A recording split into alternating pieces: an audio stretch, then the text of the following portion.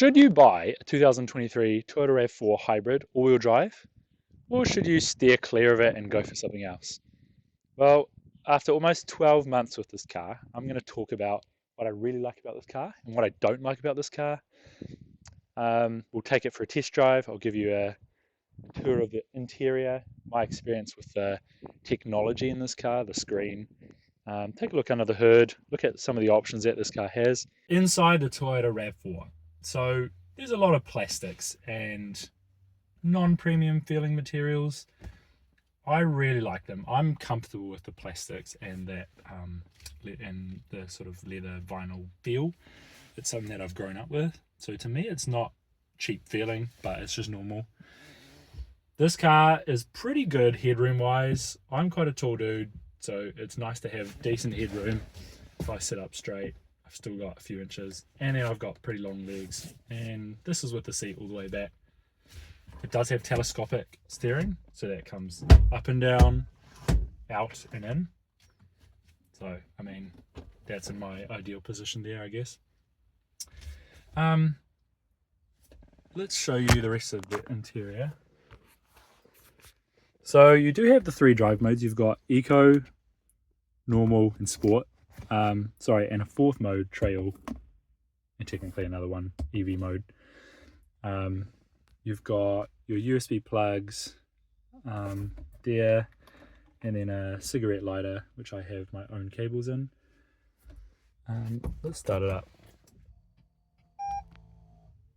This pretty bunky design, when it starts up, gives you an average fuel consumption, temperature, and you can change a bunch of these gauges and modes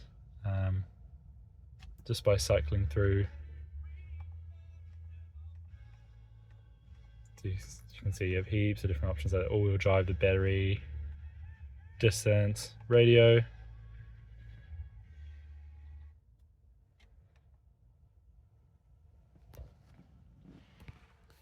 Two cup holders, a decent sized storage bin. That's my New Zealand passport there, and a bunch of other knickknacks,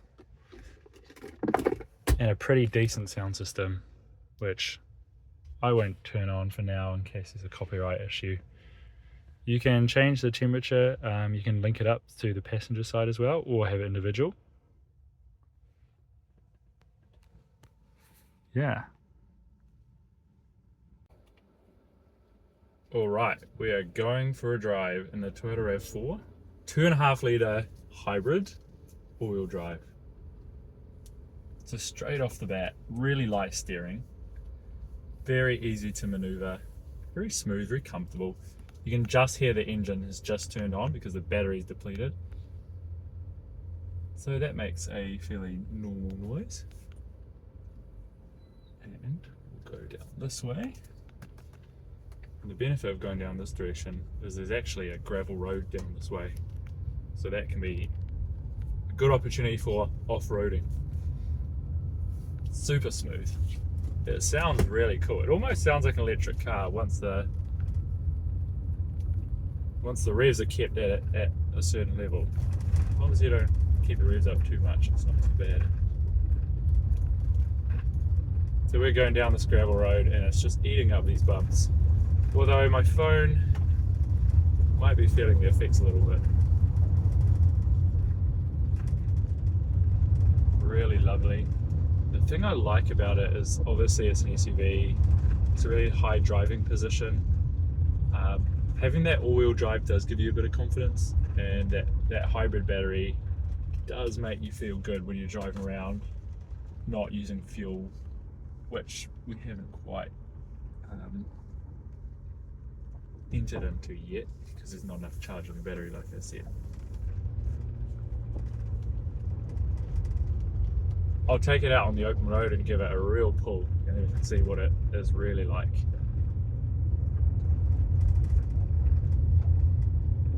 Let's go perhaps on this car and see what it can really do. Alright, so here we go.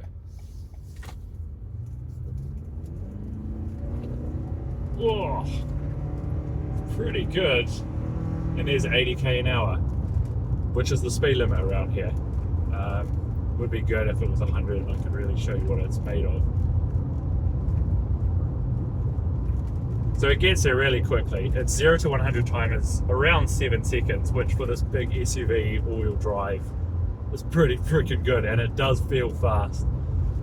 There's no lag in the acceleration. As you can probably hear, there's a little bit of road noise, but these tires are all-wheel drive, all-terrain tires. They are, I'll need to check the brand, but they are all-terrain, so they're really good for off-roading and pretty good on-road, but they are loud, and it does reduce the fuel efficiency. This car has been seeing more like 6.8 litres per 100 Ks, and it's claimed around 5 point something, so definitely doesn't help. But this is my work vehicle, and there's a lot of weight in the back, so that doesn't help either. I think this car has around 220 horsepower, which is pretty good for a family SUV that is supposed to get 5 litres per 100 Ks. And what we can do now is go for a little off-road and see what it's really about.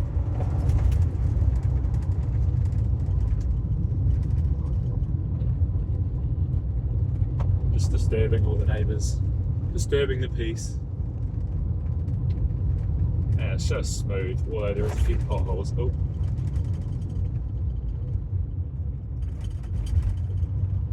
And we're in the lovely New Zealand countryside, which sort of looks like the British countryside, but we are not in the UK, we are in New Zealand.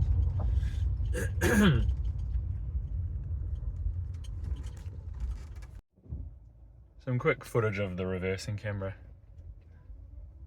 This will test my skills on how fast I can reverse, concentrate on filming and driving. So like I said, it's got a really good turning circle. It's very maneuverable. With such a light steering, it makes it really easy. And to be honest, I don't always use the reversing camera, and use these lovely big mirrors which make real light work of parking and maneuvering. And it has all these parking sensors too. Haven't quite done it in the first attempt, but second try is a charm, right?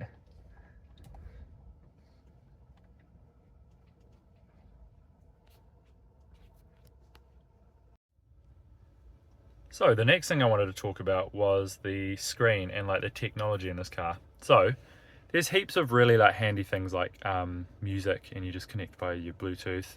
The annoying thing with the maps is that this car had a subscription which expired, so now I can't use maps, so I have to use my phone, which I think is so dumb. But it's pretty user-friendly to make calls and things like that, to dial, to text, although the microphone does suck, and I'll ask it to call someone and it just won't do it, and like it just does not recognize names, so that's pretty frustrating. But once you're on the call, the quality is really good, and it's very easy to control all the things from the steering wheel. There's a few kind of cool things on the in the car mode. So you can see like your range and your fuel consumption kind of mapped out there for you. This one is quite a cool one to see, like whether the motor's on. That's representing the engine, the generator, and then the battery. So that's quite fun to have on, and like which wheels are getting the power. And then there's a bunch of little things like that, the lights, door controls and things like that, which you can fiddle with. And then there's basically like the home button. Yeah, so I mean overall pretty good. Just the maps and the issue with making calls is my biggest complaint. Other than that, very good. And here's under the hood, a little bit dusty, but you can see there's the 2.5 litre 4-cylinder engine, and then the big hybrid system sitting right next to it. There's still a reasonable amount of space despite having that big hybrid motor and engine in there. And it is a stick, which is a little outdated, but I guess this was one of the lower spec models, so it makes sense. Okay, that's it. So yes, you should buy one of these 2023 Toyota RAV4s. This one is 2.5 litre all-wheel drive hybrid, with 40,000 Ks. And I think it's a great car. I really do, genuinely. I know that Toyotas are going to be reliable. This will be a really reliable car. It's a mid-size SUV, so you can carry plenty of people, 5 people and all their gear. You're not going to get an extra 2 people. You're not going to get 7 people and all their gear in there. But at the same time, you're not having your passengers like squashed in the back with their bags on the laps. It's still really maneuverable in town and really easy to park, really easy to live with. So if you can get a good deal on one of these bad boys or girls, then I would 100% recommend this car.